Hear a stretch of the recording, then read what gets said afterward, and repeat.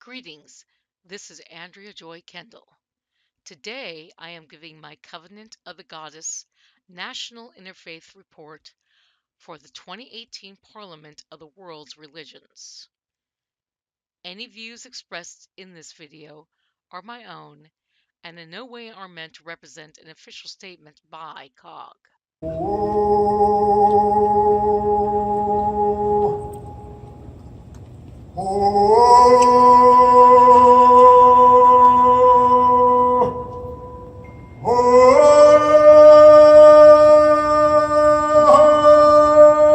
On his way home, Andres Corbin Arthan, the vice chair of the Parliament of the World's Religions, was stopped by a Border Patrol guard at the U.S. Niagara border.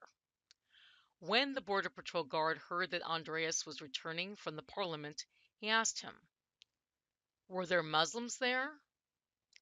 Andres replied simply, "Yes." The border agent then asked, "And what about Christians? Any Christians there?" Andreas replied, "Yes, lots of Christians from all sorts of denominations. There were probably the majority of the people attending." To which the border agent said, "So you're telling me that there were Christians and Muslims together at this conference in Toronto?" This story is a stark reminder of some of the trends we have seen in the past few years. It represents why the Parliament of the World Religions remains such an important event. With representatives from over 200 religions in 90 countries, the Parliament continues to give hope while not shying away from the important issues of our age. The theme for the 2018 Parliament, "The Promise of Inclusion, the Power of Love," pursuing global understanding, reconciliation, and change, could thus not be timelier. And this theme was not just mere words. It was woven into the very fabric of the Parliament itself. Examples of the integration of this theme started with how the Indigenous people were included. Not only did the Parliament start with the lighting of the sacred fire, most major lectures began with a blessing from the Indigenous people or by recognizing the tribes that Turtle Island had once belonged to. Also, it was not unusual for at least one representative from Indigenous group to be included in the speakers. Additionally, the wisdom of the Indigenous people was honored by devoting a full day's programming to their voices and allowing them to offer autonomous programming in Lodge of Nations during the rest of the conference. While the Indigenous people have been an important part of the Parliament since 1993, it was a lot easier to find their programming at this conference this year.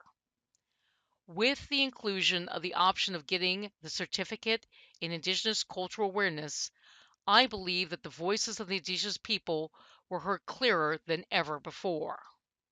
I know it was my privilege to attend many of their workshops.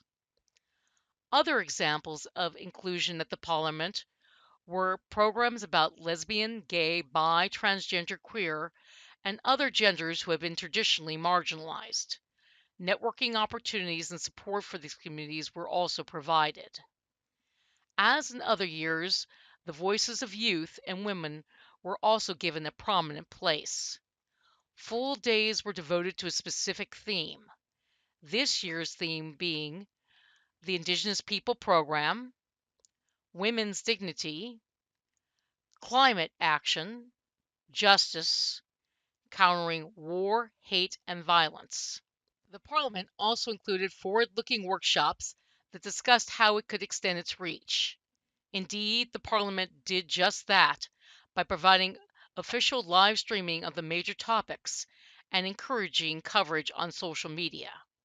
If you are interested, I have included at the end of this video a list of resources where you can experience a bit of the Parliament yourself.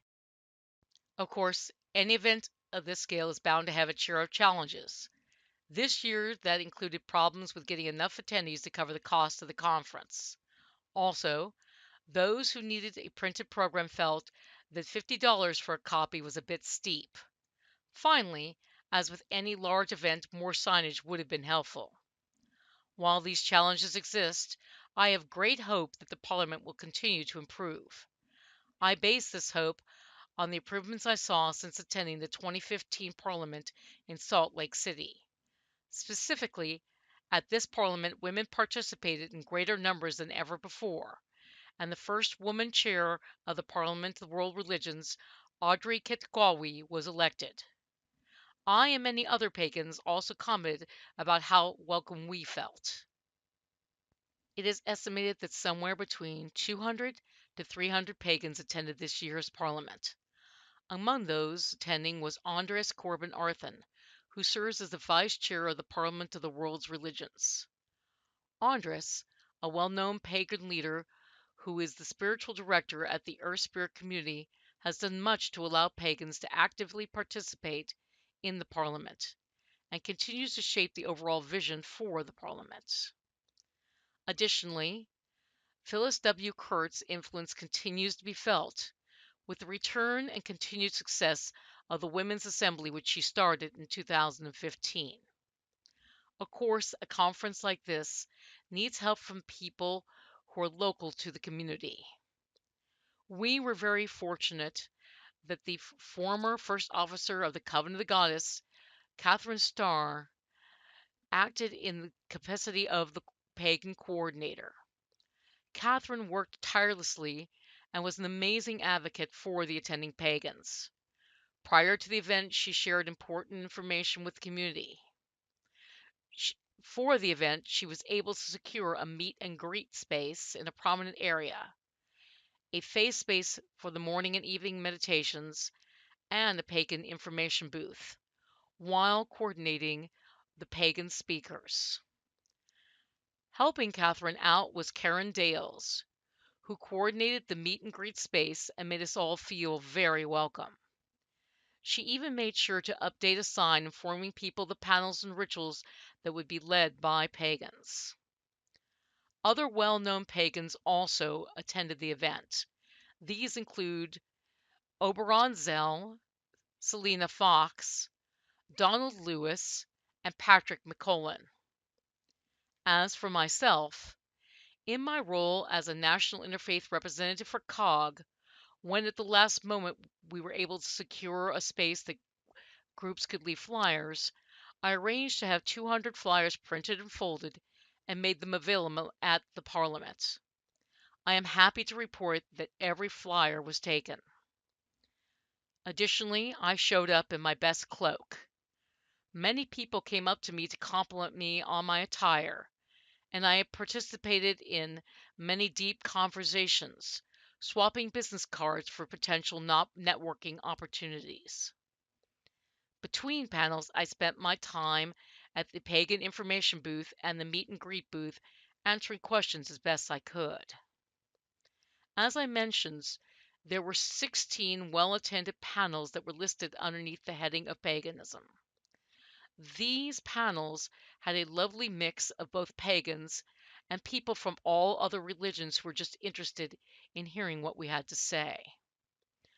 I'm excited to see the fruits of the pagan community's participation at the 2018 Parliament, and I would like to end this report with sharing a small taste of one of the most fun events that I personally participate in. Many of us gathering there were invited and participated in a flash mob singing the goddess chant. Towards the end of that mob, a Sikh man and his family joined us, adding their voice to ours. Thus, this flash mob was transformed to another living example of the promise of inclusion, the power of love.